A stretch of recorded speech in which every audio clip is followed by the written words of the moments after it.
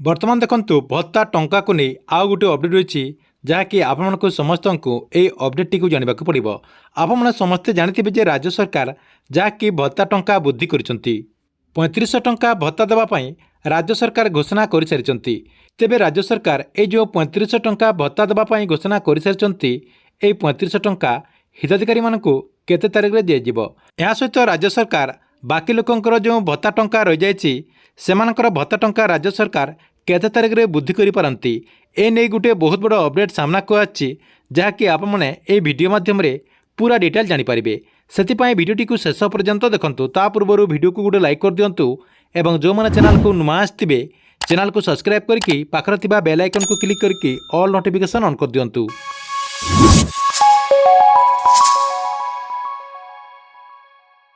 आपण मैंने समस्ते जानते जे राज्य सरकार किछि दिन तले भत्ता टंका वृद्धि करछंती जहाँकि माननीय मुख्यमंत्री मोहन चरण माझी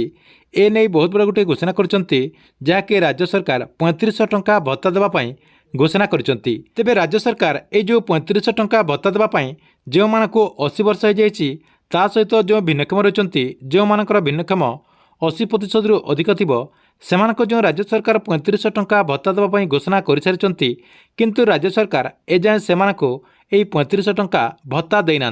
आगरू आलोचना करा जाउथला जे जहाँकि राज्य सरकार जो भत्ता टंका वृद्धि करछंती एही भत्ता टंका अगस्ट 15 तारिख में समस्त हिताधिकारी को जहाँकि 3500 टंका दिज्व किंतु सरकार तरफ जहाँकि ऑफिशियली एमानकु केते तारिख में यही वर्धित 3500 टंका मिलिबो से नहीं कौन ऑफिशियली घोषणा करा जाए नहीं। से लोकंक मनरे वर्तमान द्वंद्व रही। राज्य सरकार ये जो 3500 टंका वृद्धि करछंती किछि निर्दिष्ट लोकंकर राज्य सरकार वृद्धि करछंती तथापि सेमानकु 3500 टंका यही भत्ता टंका दिया जाउ नाही। एबे किंतु किछि मीडिया सूत्ररु जानिबाकु मिलछि जे राज्य सरकार जो भत्ता टंका वृद्धि करछंती जहाँकि यही वर्धित भत्ता टंका हिताधिकारी को सेप्टेम्बर मासरे मिल पारे जहाँकि योग्य हिताधिकारी को राज्य सरकार सेप्टेम्बर मासरे यही भत्ता टंका दे पारंती। जदि राज्य सरकार यही सेप्टेम्बर मासरे यही वर्धित भत्ता टंका देउनांती हुए तो राज्य सरकार भत्ता टंका को नहीं आउ गोटे नुआ निष्पत्ति नहीं पारंती जहाँकि बाकी जो आपनकर 60 वर्ष रु 79 वर्षर जो लोक मैंने रही जाइछंती या सहित भिन्नक्षम ता सहित आपनकर जो विधवा भत्ता पाउछंती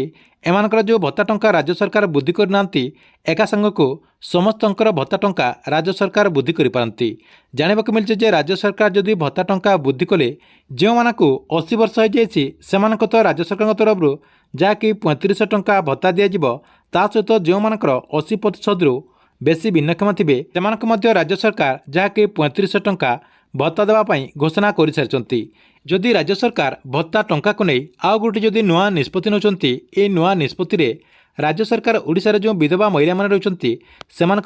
3500 टंका दे पारंतु बोली सूचना रही। या सहित जो मैंने 60 वर्ष रु 79 वर्षर लोक मैंने रही जाइछंती या सहित 80% रु कम जो भिन्नक्षम रही सेमानक राज्य सरकार तरफ जहाँकि बीजेपी पार्टी तरफ